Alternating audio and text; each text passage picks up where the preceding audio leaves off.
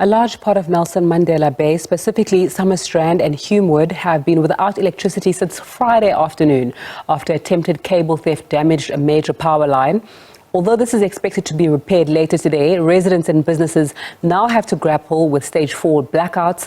There could soon also be a water supply problem in the city, as power cuts will impact pumping water to the respective reservoirs in the city. Let's get more on this. We cross to SABC News reporter Lerato Fekisi. A very good afternoon, Lerato. Lots of difficulty for residents there. A really tough times, and you can understand that, like you said earlier on, they've had no electricity, as in nothing, since Friday lunchtime last week. And then we started this week, and now they've heard that they're going to have stage 4 load shedding. So the B&Bs, which is where we are right now at a beach house B&B in Summerstrand, which is an area that really has university, also a lot of B&Bs, a lot of restaurants as well. People here are saying they're really close to giving up hope after not having electricity last week, now going to stage 4. They are literally on their last battery. Some of them have said that it's so tough they've had to turn around customers, losing lots of money as well. But let's talk to Sheena Wilmot, who is the chairperson of the B&B Association in Nelson Mandela Bay. Sheena, we're talking earlier on that how tough it has been. No electricity since last week Friday, and you're a B&B owner yourself. How tough has it been for you? Lerato, it's been very, very difficult. Fridges don't work, Wi-Fi doesn't work, lights don't work.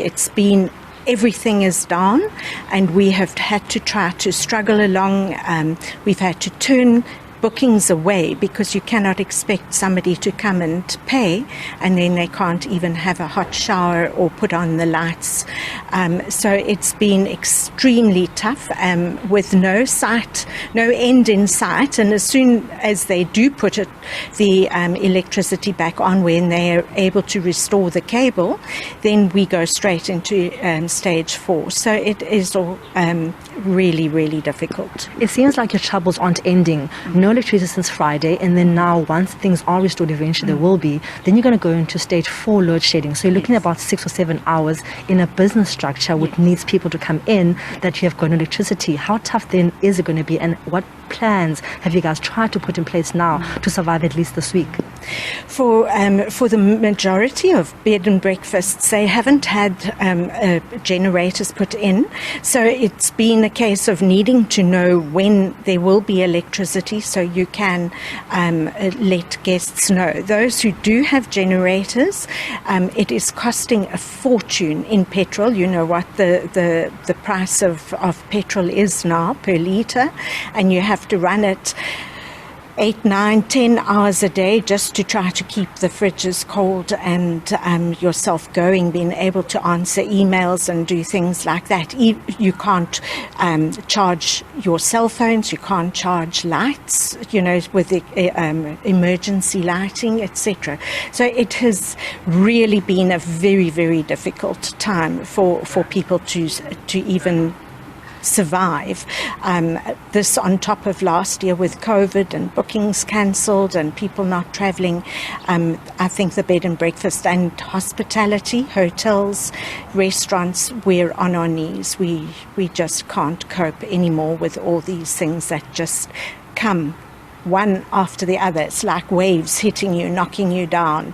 It's very difficult. Lastly, Sheena, we spoke about earlier on that many B&Bs are closing down because, like you said, you're on your knees. There's been a pandemic, now there's water crisis, then there's electricity. So it's wave after wave pushing you guys over. So would you say that this industry now perhaps is not heading towards a closure, but people literally giving up about owning B&Bs because they don't see a point anymore with all these troubles?